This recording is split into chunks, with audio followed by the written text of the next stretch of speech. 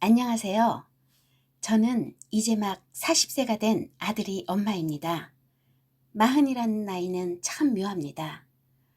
누군가의 아내와 엄마로 사느라 내 이름 석자는 희미해졌는데 가슴속엔 여전히 20살의 설렘과 상처가 생생하니까요.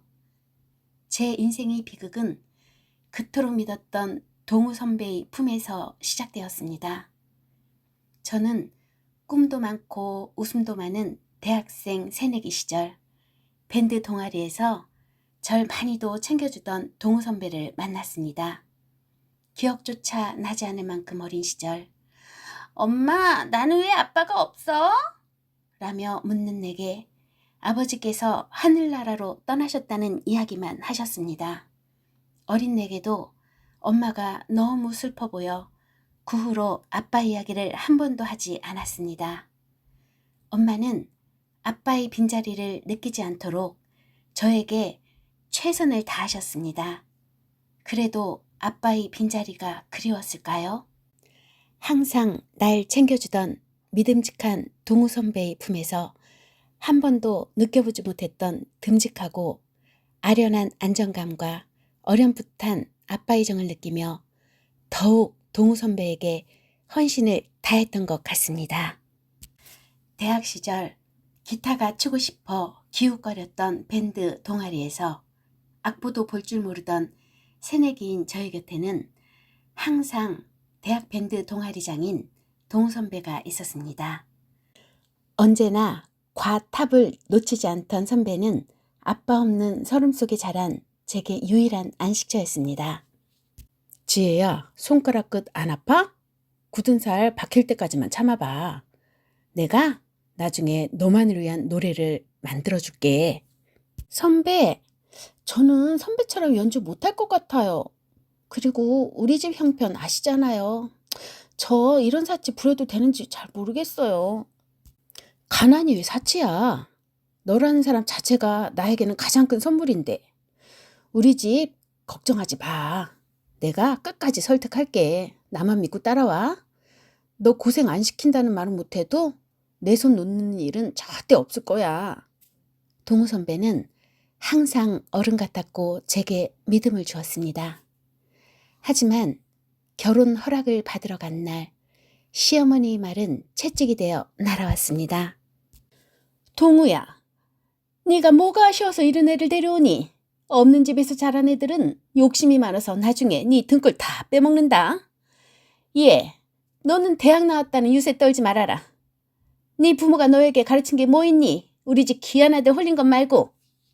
어머니, 말 함부로 하지 마세요. 제가 좋아서 쫓아다닌 거예요. 지혜 아니면 저 장가 안 가요. 신혼 시절 서로의 얼굴만 바라봐도 웃음 나고 행복하던 단칸방에서 시작한 결혼 생활. 애비 없는 집에서 배워온 게 뭐 있냐는 시어머니 그 서슬퍼른 구박에도 제가 버틸 수 있었던 건 오직 남편 하나 때문이었습니다. 우리 아이들에게는 결핍 없는 행복한 가정을 꾸려주겠다라는 마음, 그게 지옥 같은 시집살이를 버티게 한 유일한 밧줄이었죠. 꿈도 많고 웃음도 많던 저도 두 아들을 키우며 시어머니 독서를 받아내며 지칠 대로 지쳤습니다. 그렇게 10년이 흐른 어느 날 퇴근한 남편을 붙잡고 울먹이는 제게 그는 전혀 다른 사람이 되어 있었습니다. 퇴근한 남편을 붙잡고 어렵게 말을 꺼내봅니다. 서준 아빠, 오늘 어머님이 또 오셨어. 애들 앞에서 나보고 못 배워서 애들 교육을 이따위로 시키냐고 하시는데 나 정말 심장이 찢어지는 것 같아. 아, 또 시작이야? 당신도 참 즐기다. 어머니 연세가 몇인데 그걸 일일이 받아치고 있어? 아, 그냥 한 귀로 듣고 흘려. 흘려듣는 것도 한두 번이지. 당신이 내 편 들어주겠다고 해서 그 반대에 무릅쓰고 결혼한 거잖아. 우리 추억들, 당신 했던 약속들 다 잊었어? 나 지금 회사 일로 머리 터질 것 같아. 애들 학원비에 대출금에 나도 밖에서 치워 사는데 집에서까지 일해야 해? 당신이 좀 참아주면 안 돼? 가족끼리 왜 이래 정말? 10년 넘게 이어진 고된 시집살이에도 저는 한때 유능했던 제 꿈도 포기하고 남편이 뒷바라지와 시부모님의 수발을 전념하였습니다. 남편이 사업이 궤도에 오르면서 우리 집은 평수가 넓어졌고 가구들도 고급스러워졌습니다. 단칸방 시절 찬물에 손을 적시며 살면서도 남편이 미안해 조금만 참자라는 말 한마디면 세상을 다 가진 것 같았던 그 시절과는 비교도 없을 만큼 물질적으로는 풍요로워졌죠. 하지만 그 풍요가 채워질수록 제 마음 한구석은 시커먼 구멍이 뚫리는 듯 찬바람이 불기 시작했습니다. 어느덧 남편에게 집은 안식처가 아닌 잠시 눈을 붙이고 나가는 호텔이 되어버렸습니다. 새벽 2시 현관 도어록 소리에 잠에서 깨 거실로 나가면 진한 술 냄새와 담배 냄새가 섞인 피로가 거실을 덮었습니다. 당신 왔어? 속은 좀 어때? 해장국이라도 좀 끓여줄까? 됐어. 잠이나 자. 내일 아침 7시에 조차 모임이 있어. 깨우지 마. 그는 넥타이를 거칠게 풀며 안방으로 직행했습니다. 예전 같으면 고생했다며 제 손을 한 번쯤 잡아주었을 그였지만 이제 그의 시선은 늘 스마트폰이 주식 차트나 거래처 메시지에 고정되어 있었습니다. 아이들이 학부모 상담일이었습니다. 두 아들이 아빠와 함께 가고 싶어 한다는 말을 전했을 때 남편은 짜증 섞인 한숨을 내쉬며 지갑에서 카드를 꺼내 식탁 위에 던졌습니다. 나 지금 공장 증설 때문에 눈꽃 틀 새 없어. 상담? 당신이 가면 되잖아. 애들 필요한 거 있으면 이 카드로 다 사주고 맛있는 거 사 먹여. 내가 밖에서 이렇게 밤낮없이 뛰는 게 다 누구 때문인데. 당신 예전에는 안 그랬잖아. 우리 아이들에게 결핍 없는 집 만들어주자고 당신이 내 안식처가 되어주겠다고 했잖아. 그 결핍 없애주려고 내가 지금 밖에서 돈 벌어오잖아. 언제까지 대학 시절 낭만 타령만 하고 있을 거야? 세상이 변했어, 지혜야. 그는 더 이상 저를 지혜야 라고 다정하게 부르지 않았습니다. 그저 집안일을 해주고 아이들을 돌보는 자신이 성공을 뒷받침해야 하는 당연한 존재로 저를 대하고 있었습니다. 남편이 사업 성공은 시어머니의 독설에 날개를 달아주었습니다. 시어머니는 수시로 반찬을 가져다 준다는 핑계로 찾아와 집안 구석구석을 훑으며 비수를 꽂았습니다. 커 봐라. 내 아들이 잘나서 이렇게 호강하고 사는 줄 알아라. 네가 한 게 뭐 있니? 애비 없는 집에서 자란 애가 운 좋게 우리 아들 만나서 사모님 소리 듣고 사는 거지. 동우가 밖에서 얼마나 고생하는데 너는 집에서 살림 하나 똑바로 못해서 애들 성적이 이 모양이니? 남편에게 이 사실을 말해도 돌아오는 대답은 늘 같았습니다. 어머니가 뭐 틀린 말 하셨어? 나 성공하니까 기분 좋으셔서 그러는 건데 좀 맞춰드려.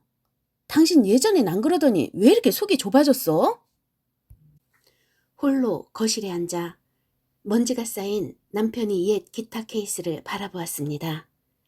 굳은 살이 박힐 때마다 참으라며 나만을 위한 노래를 만들어주겠다던 그 20살의 동우 선배는 이제 어디에도 없었습니다. 제 손에 박힌 것은 기타줄로 인한 영광의 굳은 살이 아니라 10년 넘는 독설과 외로움을 견디느라 심장에 박혀버린 딱딱하고 차가운 굳은 살이었을 뿐이었습니다. 남편이 성공이 커질수록 저라는 사람은 점점 그 사람의 인생에서 투명인간이 되어가고 있었습니다. 설상가상으로 제 평생의 기둥이었던 엄마가 대장암 말기 판정을 받으셨습니다. 엄마가 쓰러져 입원해 계시고 얼마 안가 코로나로 전국이 들썩이더니 병원 면회조차 마음대로 하지 못하게 되고 코로나라는 장벽 때문에 엄마는 홀로 쓸쓸히 세상을 떠나셨고 전 임종조차 지키지 못했습니다. 엄마의 임종도 지키지 못하고 넋이 나가 있는데 엎친 데 덮친다고 남편 회사 또한 코로나로 영업을 못해 사업이 휘청이게 되었습니다.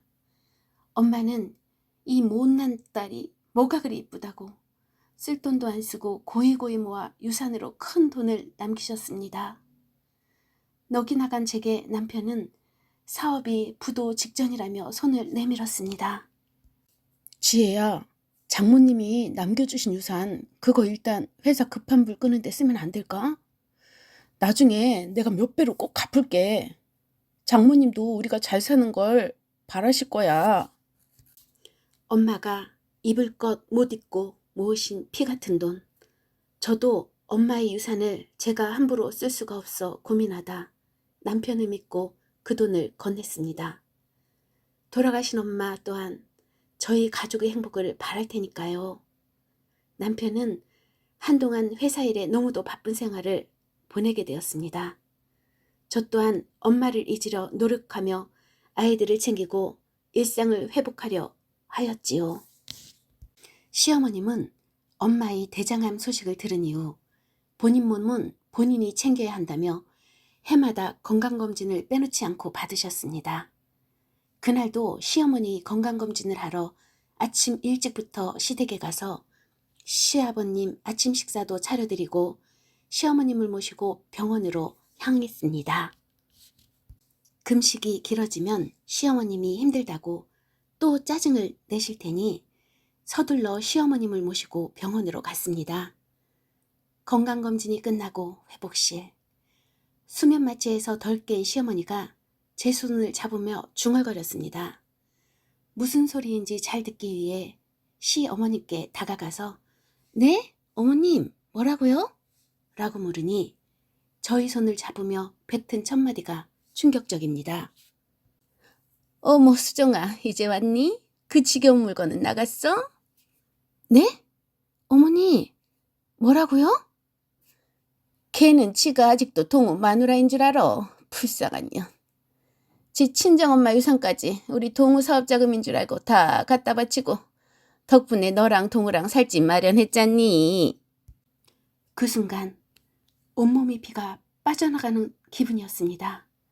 남편은 제 엄마의 목숨값 같은 유산을 내연녀와의 살림집을 차리는 데 썼던 겁니다. 움직이려 해도 다리가 떨려 움직일 수가 없었습니다. 시어머니는 저를 남편이 내연녀로 착각하고 말했던 것입니다. 사업이 힘들다며 제 하나뿐인 엄마의 유산을 잠시만 사업자금 융통할 때까지만 빌려달라더니 그 돈이 어떤 돈인데 엄마의 유산으로 내연녀와의 살림집을 차리는 데 쓰였다는 사실에 온몸의 피가 빠져나가는 듯 정신을 차릴 수가 없었습니다. 저는 그날 이후 울며 매달리는 대신 냉혈한이 되기로 결심했습니다. 시어머니가 언급한 수정이 정체를 밝혀내려 매일 밤 잠든 남편의 핸드폰을 뒤지고 블랙박스를 확인하였습니다. 하지만 그 무엇도 확인할 수가 없었습니다. 시어머님이 마취 중 한 말은 증거가 될 수 없었습니다. 그래서 할 수 없이 흥신소에 부탁하였습니다. 역시 돈이 좋긴 하더군요. 흥신소에 의뢰한 지 일주일 만에 상간녀의 정체를 알게 되었습니다. 놀랍게도 그녀는 남편이 고교 시절 첫사랑이자 시어머니가 점 찍어두었던 부잣집 딸이었습니다. 흥신소에서 알아본 바로는 남편과 이미 3년 전부터 외도 중이었답니다. 흥신소에서 받은 사진들을 손에 쥔 날 남편이 퇴근하며 여느 때처럼 다정한 척 남편이 제 어깨를 감싸며 말하였습니다. 지혜야, 오늘도 고생 많았지? 애들 챙기느라 우리 어머님 모시느라 조금만 더 견디자. 사업 금방 정상궤도 오르면 장모님 유산 몇 배로 불려서 갚아줄게. 약속해. 그의 입에서 나온 어머니 유산이라는 말에 심장이 차갑게 식었습니다. 제 어머니가 평생을 아끼며 제게 남긴 생명과도 같은 돈을 그는 투자라는 이름으로 빼앗아 상간녀의 명품백과 도박배치를 갚는 데 쓰고 있었으니까요. 여보, 사업이 그렇게 힘들어서 어떡해? 근데 당신 가방에 든 이 서류 봉투는 뭐야? 거래처 중요한 서류야? 내가 정리해 둘까? 아니야. 그냥 거래처 관련 서류야. 당신 신경 쓸 거 없어. 나 얼른 씻고 나올게. 그가 욕실로 도망치듯 들어간 사이 가방 안에서 발견된 것은 거래처 관련 서류가 아닌 상간녀 수정의 임신 초음파 사진이었습니다.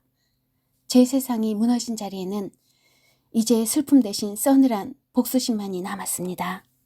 흥신소 조사 결과 남편이 내연녀는 집안 소개로 만난 남자와 결혼 후 공부한다며 미국으로 가서 살던 중 라스베가스 카지노 도박장에서 돈을 날리고 남편과 매일 싸우기를 밥 먹듯 하다가 이혼도 하지 않은 채 한국으로 들어와서 남편과 사귀게 된 것이었습니다.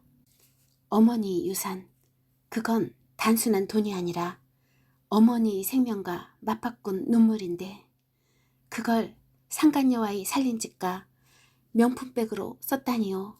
그것들은 피눈물 나게 만들어주리라 다짐했습니다.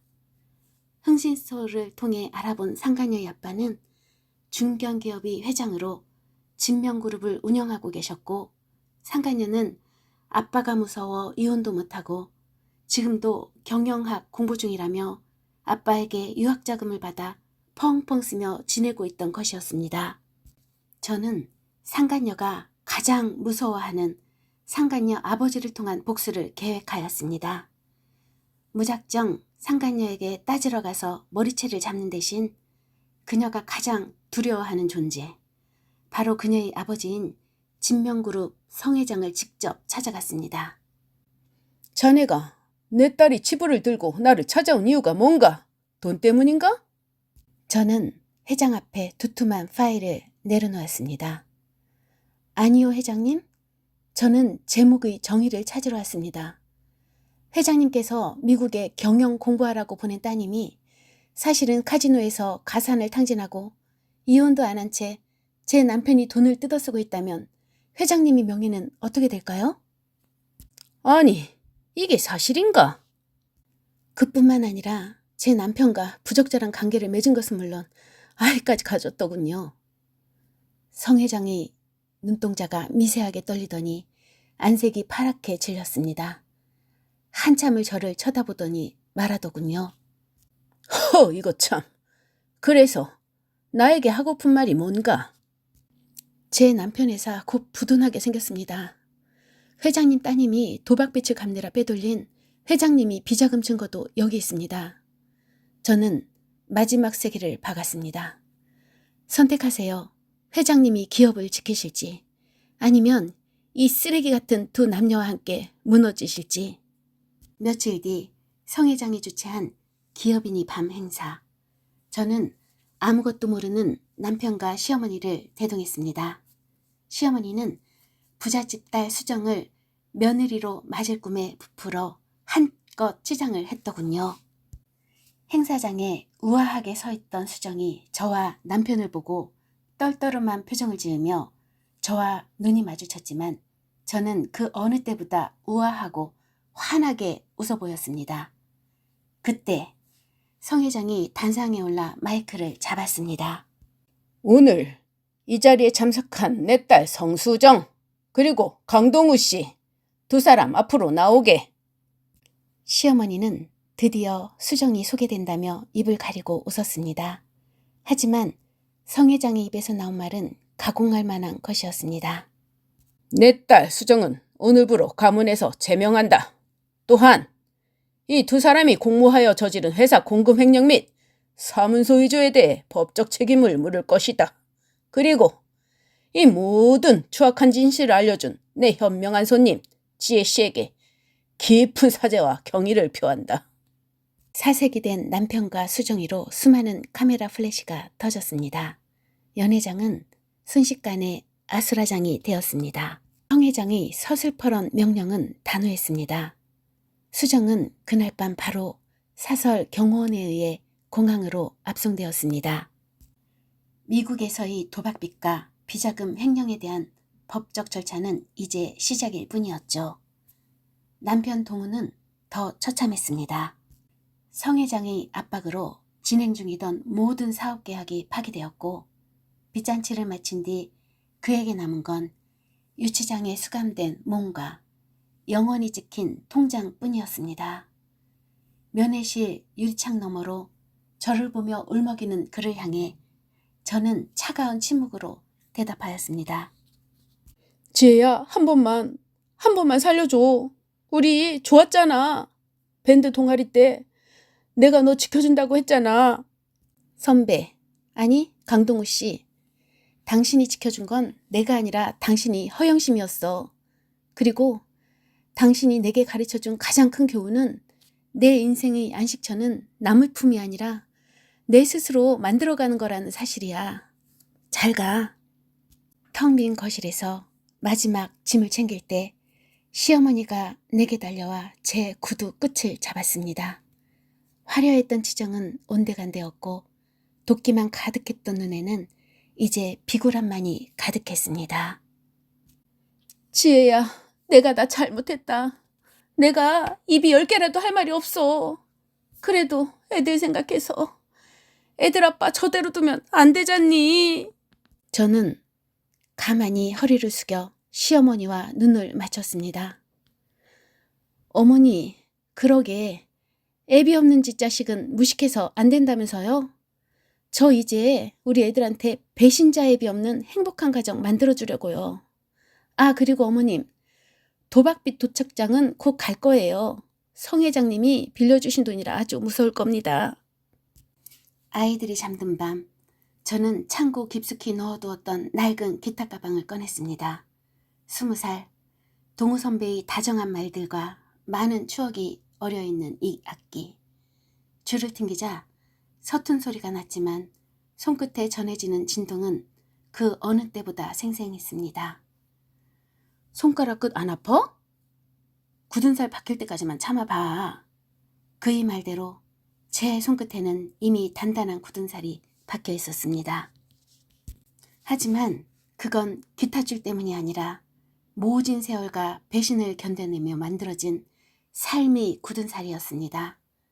저는 더 이상 누구에게 노래를 만들어달라고 구걸하지 않습니다. 이제 제가 직접 제 인생의 멜로디를 써내려갈 준비가 되었으니까요. 짐을 완전히 정리하고 나오는 길, 눈부시게 푸른 하늘을 올려다보았습니다. 엄마, 보고 있어? 엄마가 지켜준 이 돈, 1원 한 장 허투루 쓰지 않을게. 엄마가 평생 흘린 눈물이 가치를 아니까. 나 이제 서진이 엄마로만 사는 거 아니야. 누군가의 며느리도 누군가의 그림자도 아니야. 나 이제 진짜 이지혜, 내 이름으로 당당히 살아볼게. 바람이 뺨을 스치고 지나갔습니다. 마치 엄마가 고생했다며 제 얼굴을 어루만져주는 것 같았습니다. 저는 아이들이 손을 잡고 당당하게 걸음을 옮겼습니다. 제 나이 40. 인생이라는 긴 연주회의 일막이 막 내렸을 뿐입니다. 이제 곧 제 인생의 가장 아름다운 이막의 커튼이 올라갈 차례입니다. 여러분도 여러분이 멋진 인생의 장을 펼치시기 바랍니다. 감사합니다.